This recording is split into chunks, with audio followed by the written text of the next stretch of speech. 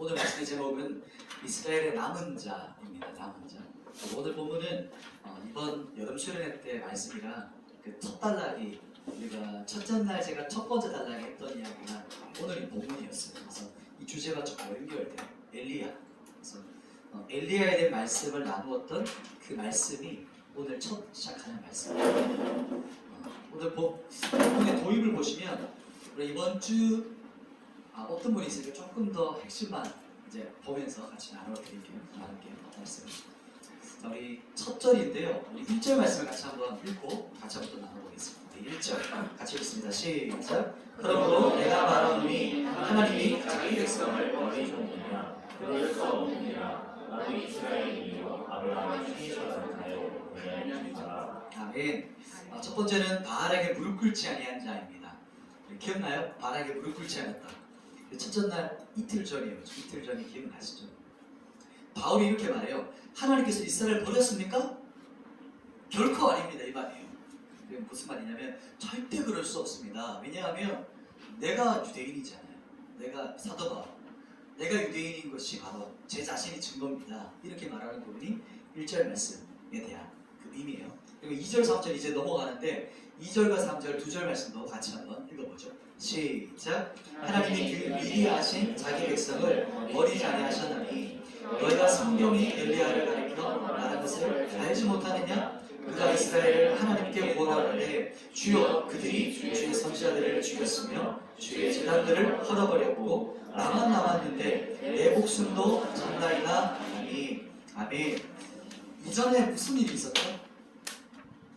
기억나시죠? 이 말씀하기 전에 엘리야가 하늘에서 뭘 떨어지게 했어요?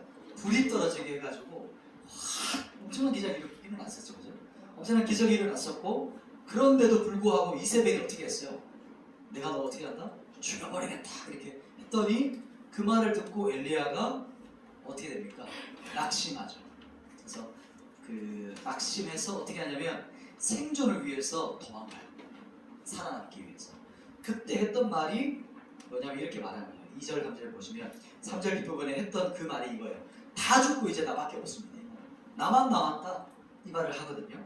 그때 하나님께서 호렙산에서 엘리야를 만나시죠. 이 말씀 기억나시죠? 호렙산에서 만나시고 하나님의 예배자로 부르세요. 예배자로 부르셨고 그 다음 부르심을 가지고 말씀하는 부분이 이제 4절 말씀에 하나님께서 말씀하시는 거예요. 4절 말씀을 같이 한번 읽어보겠습니다. 로마서 11장 4절 같이 읽습니다. 시작. 내게 하신 대답이 무엇이냐? 내가 나를 위하여 나에게 무릎을 꿇지 아니한 사람 7,000명을 남겨두었다 하였으니. 아멘. 하나님께서 내가 지금 나를 위해서 바알에게 무릎 꿇지 않은 사람을 남겨뒀다 이렇게 말을 해요. 우리가 수련회 때 길게 나눴던 그 부분을 지금 핵심만 간략하게 짚고 뒷부분 포인트로 넘어갈 거거든요. 앞부분에 이런 이야기가 있었다. 렘넌트라는 말 들어봤어요? 성경에 보면 항상 하나님은 하나님의 나라 역사는 이 렘넌트로 시작했어요. 이 렘넌트라는 게 남은 자라고 하거든요. 남은 자 사상. 남은 자 사상. 이 남은 자가 오늘 누구냐? 하나님의 손에 붙잡힌 이 남은 자가 누구냐면 바알에게 어떻게 하는 사람? 무릎 꿇지 아니한 사람. 이 말씀 기억나시죠? 바알에게 무릎 꿇지 않았다. 이 의미. 이거는 어떤 뜻이었죠? 세상에 굴복하지 않고 세상과 타협하지 않고 세상을 따라가지 않는 이 세상 안에 이제 여러 가지 의미가 있죠. 돈과 성공과 풍요와 여러 우리에게 해당될 수 있는 적용될 수 있는 부분들을 말했어요. 그러나 하나님 나라는 다수가 아니라 어떤 사람들을 통해서 이뤄가셨죠? 남은 자라는 게 뭘까요? 소수라고 했어요. 하나님은 많은 사람들을 사용하기보다 오히려 하나님의 그 정결한 7,000명의 바알에게 무릎 꿇지 않은 그 소수. 그리고 말씀하시죠? 이제 5절 넘어가요. 이 정결한 사람들이 핵심은 이제 렘넌트, 남은 자를 통해서 하나님 나라를 이루어가신다. 이 부분이 첫 번째 단락의 핵심입니다. 이 사람들은 정결한 사람이에요. 무릎 꿇지 않았다. 세상 풍요 그리고 가나안의 문화 있잖아요. 음란한 제사 문화. 그 문화를 따라가지 않는 자들. 그리고 순결하고 순종한 사람들이 이 사람들은 생존을 위해서 도망가지 않는 사람이라고 했어요. 그러면 그들이 어떻게 택함을 받았나? 이 부분이 이제 두 번째 이야기입니다. 이 남은 자는 어떻게 택함 받는 것인가? 그 기준이 뭘까? 그 부분을 우리 한번 5절 말씀 한번 볼까요? 이 남은 자들은 어떻게 하나님의 선택과 하나님의 택함을 받았는가? 5절 같이 한번 읽겠습니다. 시작. 그런즉 이와 같이 지금도 은혜로 택하심을 따라 남은 자가 있느니라. 아멘. 자, 하나님의 남은 자, 바르게 무릎 꿇지 않은 자, 새벽에 이렇게 부르죠. 어디 있죠? 이렇게 부르잖아요. 어디 있어? 누가 딱 대답해 줬는데 어디 있습니까? 그쵸, 여기 저입니다. 여기 있습니다. 이렇게 온몸에 대답해 주는 거 아니겠습니까? 저 그때 그 이마트에 있었어요. 아, 이마트 있었군요. 누가 장로님께서 대답해 주셨구나. 네, 그 주님의 남은 자들이 지금 어디 있습니까? 이렇게 물었잖아요. 지금 어디 있죠? 여기 있잖아요.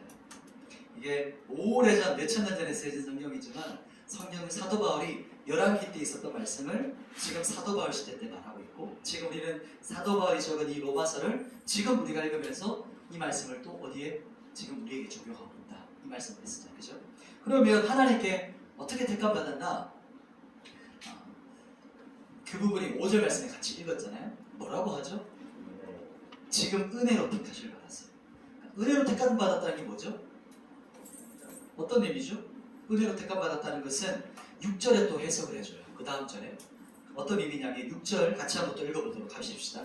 같이 선포합니다. 시작. 만일 은혜로 된 것이며 행위로 말미암지 않으니 그렇지 않으면 은혜가 은혜되지 못하니라. 아멘. 은혜입니다 라는 것은 사람의 행위와 노력인가요? 그게 아니라는 거죠. 그 사람이 몸이 잘생겼는데 뭘 그렇기 때문에 선택받았나요? 그게 아니라는 거예요.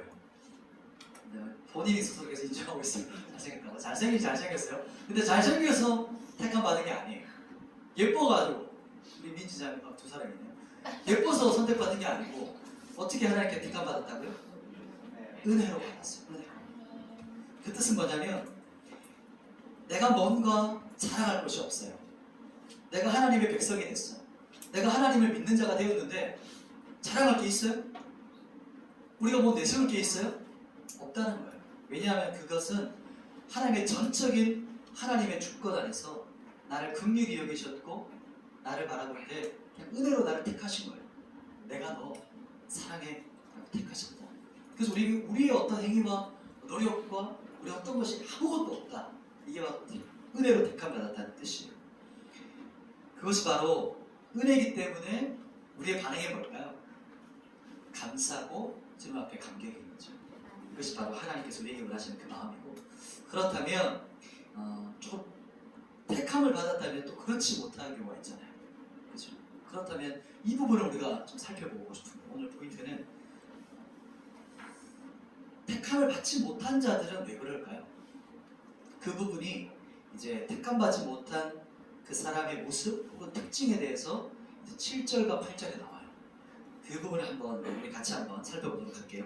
7절, 8절 같이 한번 읽습니다. 시작. 그런즉 어떠하냐? 이스라엘이 구하는 그것을 얻지 못하고 오직 택하심을 입은 자가 얻었고 그 남은 자들은 우둔하여졌느니라. 기록된 바 하나님이 오늘까지 그들에게 혼미한 심령과 보지 못할 눈과 듣지 못할 귀를 주셨다 함과 같으니라. 아멘. 택함을 입지 못한 자들이 7절 마지막 그 동사가 뭐예요? 뭐라고 말해요? 우둔해졌다고 말해요. 우둔해졌다. 왜 택함 받지 못했냐? 이들이 우둔해졌다. 우둔한 이유였다. 왜 우둔해졌을까요? 그것은 하나님께서 이렇게 말해요. 8절에 보면 하나님께서 오늘까지 그들에게 뭘 주셨다고요? 혼미한 심령이라고 말합니다. 이 세 가지가 나오죠. 혼미한 심령, 또 보지 못할 눈, 세 번째 듣지 못할 귀를 주셨다. 이렇게 말해요.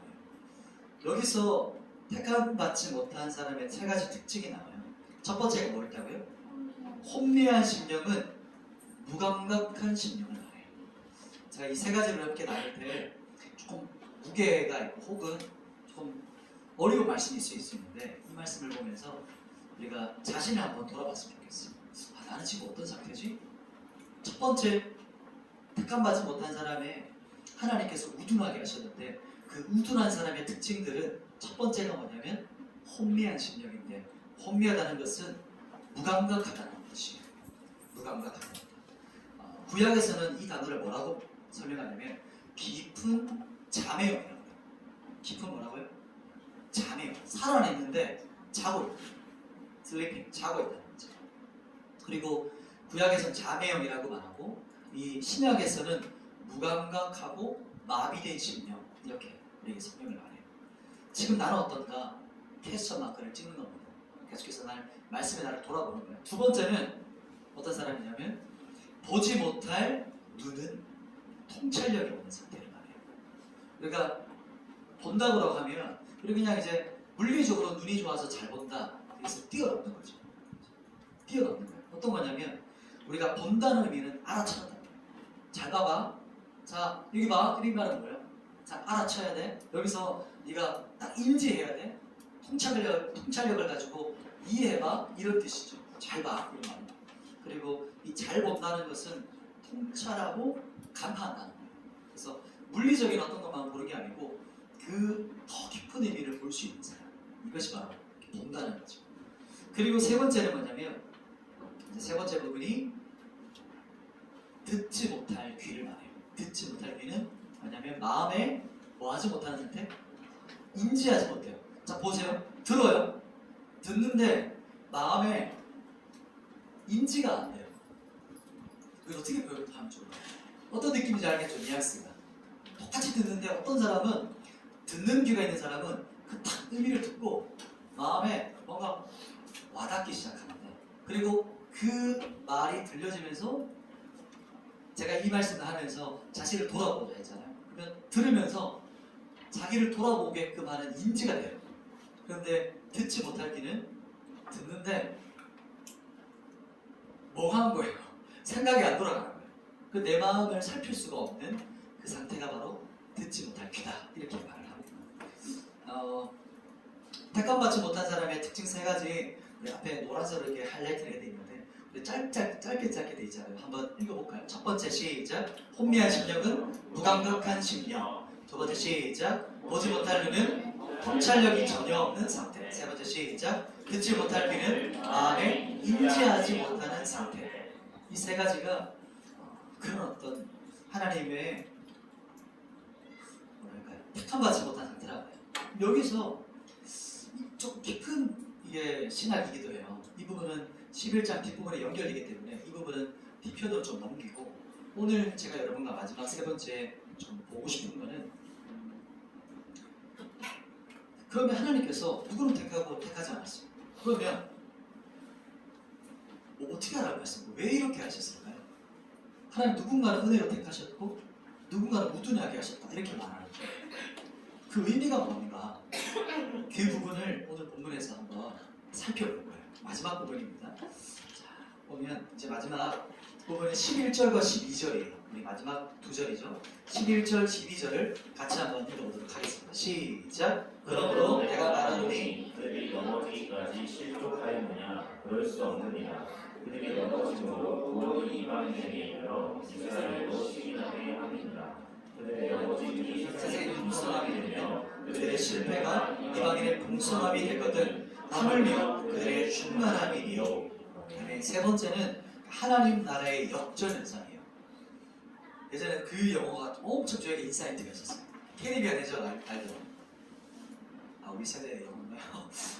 그 조니뎁 나오는 맞죠? 그 사람 이름이죠. 엄청나게 유명한 그 사람 나왔던 영화였는데 몇 편인지 정말 시리즈였는데 몇 편이 기억이 안 나요. 근데 마지막 그 배를 타고 어떤 지도에 따라서 그 목적지까지 갔는데 딱 도착했는데 그 지도에 있는 게 있었어요? 없었어요? 오 잘하시네요. 기억이 나시네요. 없었어요. 그러니까 사람들이 너무 황당한 거야. 사람들은 아니었어요. 귀신들이었죠. 너무 황당한 거야. 근데 조니뎁이 지도를 보다가 계속 봐요. 그러다가 갑자기 뭐가 딱 왔어요. 어떻게 하는지 기억나요? 맞아, 이 지도를 뒤집더니 막 이렇게 맞췄어요. 그러더니 사람들한테 막 이제 선원들한테 시켜요. 이쪽으로 달려라 하면서 이쪽으로 배 안에 이제 서대님이에요. 배 안에 이쪽으로 막 달리다가 다시 간판 이쪽으로 달려요. 그래서 이거를 계속 반복하다가 이 배가 어떻게 되죠? 이렇게 하니까 쑥 뒤집어져요. 그랬더니 어떻게 됐을까요? 배가 위에 있는 거는 밑으로 가라앉고 바닥에 있던 게 위로 올라갔죠. 그런데 뒤집어진과 동시에 성막이 비치더니 어떤 일이 벌어졌을까요? 위아래가 바뀌어요. 위아래가 바뀌어서 새로운 세상이 들어가는 걸 말하거든요. 그래서 뭐 어떤 의미는 또 다른 게 있겠죠. 근데 저는 그걸 딱 보고 나서 딱 성경과 함께 아래 위가 바뀌는 거예요. 그때 딱 떠올랐던 게 뭐냐면 하나님 나라의 법칙에는 너무 비슷하고 하나님 나라 이 땅에서는 낮은 자는 주님 나라에 가서 어떻게 돼요? 높아지고 이 땅에서 높았던 자들은 하나님 나라에 가서 낮아져요. 그 말씀이 딱 떠오르는 거예요. 앞뒤가 바뀌는 거예요. 이게 이 단어가 있더라고요. 또 영어에 보면 뭐라 적혔죠? upside down, 역전의 현상, 뒤집어지는 현상. 그래서 참 신기하다 싶었어요. 오늘 말씀은 그 원리랑 비슷해요. 뭐냐면 11장 이 전체가 바로 이스라엘에 대한 주제거든요. 이스라엘. 사도 바울은 자기가 이스라엘이기 때문에 내가 한국인이면 한국에 대한 관심이 있을까 없을까요? 있죠. 우리 나라 민족이 하나님 구원을 받는다. 그것에 대한 주제예요. 그런데 오늘 이 마지막 세 번째 여러분과 보고자 하는 부분은 지금 이스라엘을 보면 하나님께 버림받은 것 같은 거예요. 왜 버림받았다 느꼈죠? 사도 바울은. 왜 그렇죠? 택함받지 못한 것처럼 보이니까. 어떤 일이 벌어졌죠? 왜 넘어졌죠? 지지난주인가 지난주에 나갔던 메시지예요. 이스라엘이 왜 넘어졌죠? 어디에 걸려 넘어졌어요? 그치, 예수 그리스도 십자가의 복음에 걸려 넘어졌어요. 이들은 율법을 믿었잖아요. 그런데 이 사람들은 이스라엘 사람들이 어떻게 했죠? 메시아를 어떻게 했어요? 십자가에 못 박아 죽이는 민족이 된 거예요. 구원자 오신 예수 그리스도께 오히려 걸려 넘어졌잖아요. 그런데 걸려 넘어진 것 때문에 그 복음이 누구에게 왔죠? 지금 우리에게 가지고 온 거예요. 그 유대인에게 왔던 첫 번째 복음이 지금 우리에게 온 거거든요. 그러면 이 복음이 우리에게 어떻게 주어졌죠? 우리가 어떻게 택함받았죠? 택함받은 이유가 뭐예요? 잘생겨서요? 예뻐서요? 은혜였잖아요. 그런 것처럼 이스라엘이 넘어졌는데도 불구하고 우리에게 그 하나님의 전적인 은혜와 긍휼로 우리에게 복음이 부어져서 지금 온 열방에 예수 그리스도 믿는 자들이 가득하거든요. 지금 땅끝이 얼마 안 남았어요. 그렇다면 성경이 말하는 게 뭐냐면 하물며 이 생명의 복음이 유대인에게 들어간다면 유대인도 이 복음을 받아들인다면 이 생명의 복음이 얼마나 더 풍성하게 되냐 그 의미를 가지고 사도 바울이 말합니다. 쉽게 말하면 이런 거예요. 예수 그리스도께 넘어졌던 걸려 넘어졌던 이 복음이 우리에게 왔잖아요. 우리에게 부어졌어요. 그런데 이렇게 된 거예요. 먼저 되었던 자가 누구였죠?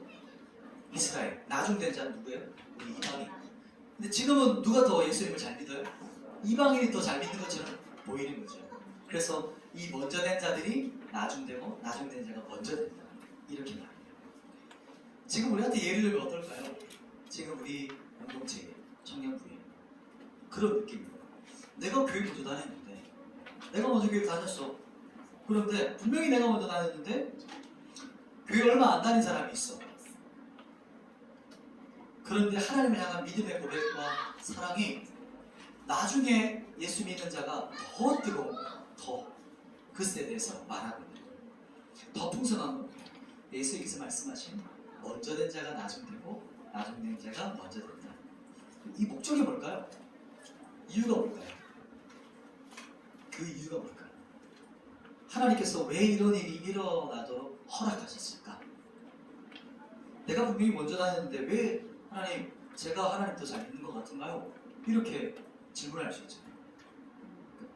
분노가 하라는 건가요? 화를 내라고? 어떻게 그럴 수가 있어? 이렇게 몸만 불평 화를 내라는 목적일까요? 그게 아니고요. 이런 거예요. 나중 되었던 자. 근데 그가 하나님을 향한 신실함과 사랑과 열정으로 하나님 믿는 걸 보고 먼저 믿었던 사람들한테 어떻게 하라는 거예요? 다시 깨어나라는 거예요. 너 처음 그 사람 다시 기억해. 그 말씀을 가지고 있는 거예요. 도전하시는 거예요. 하나님께서. 분명히 얘가 한참 나보다 어리네요. 한참 하나님 믿은 지 얼마 안 됐는데 어떻게 얘는 이렇게 하나님에 대해서 잘 알지? 하나님 어떻게 이렇게 신실하게 따라가지? 그 모습을 보면서 다시 나를 돌아보라는 거예요. 나를 다시 도전하고 내가 다시 깨어나라, 나를 각성하라고 주님께서 허락하신 일인 거예요. 지금 뭐죠? 사실 뭐예요? 서로가 서로를 어떻게 하는 거예요? 서로가 서로를 도와줘. 공동체인 거예요. 같이 가는 거예요. 어떤 한 사람만 독보적인 게 아니고 같이 어깨동무하고 함께 도와주고 이끌어가주는 거예요. 이게 공동체예요. 그래서 하나님께서 나를 기다리고 계시는구나, 이걸 인지하라는 거죠. 내가 믿음에 떨어졌다는 거, 내가 뭔가 믿음을 상실했다는 것을 다시 인지하고 다시 깨닫고 다시 내 안에서 생각하고, 내가 지금 혼미한 심령인가?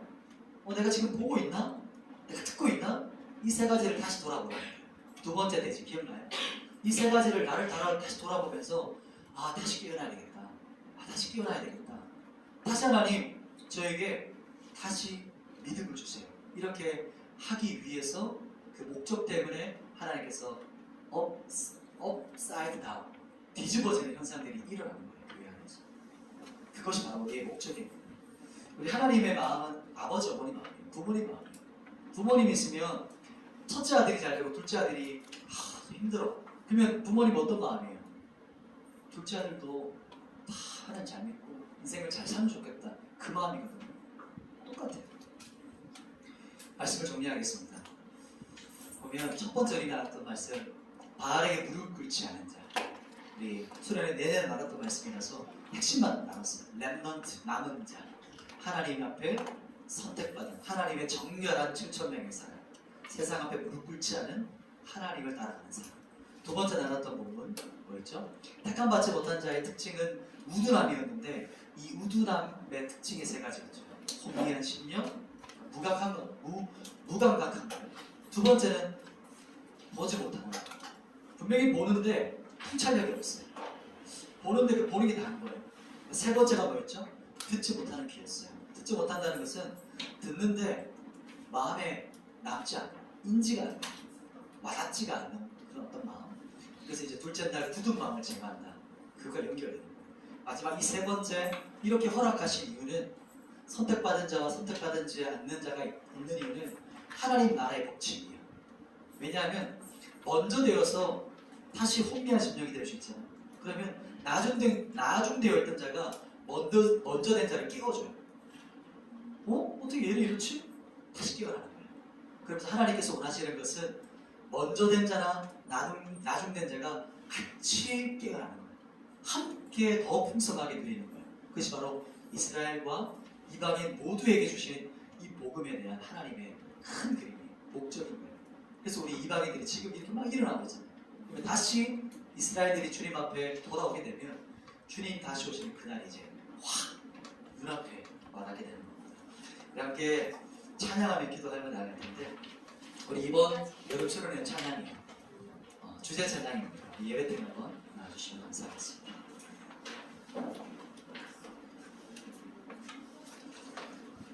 우리 이번 여름 수련회 때 우리 찬양 주제가 뭐였죠?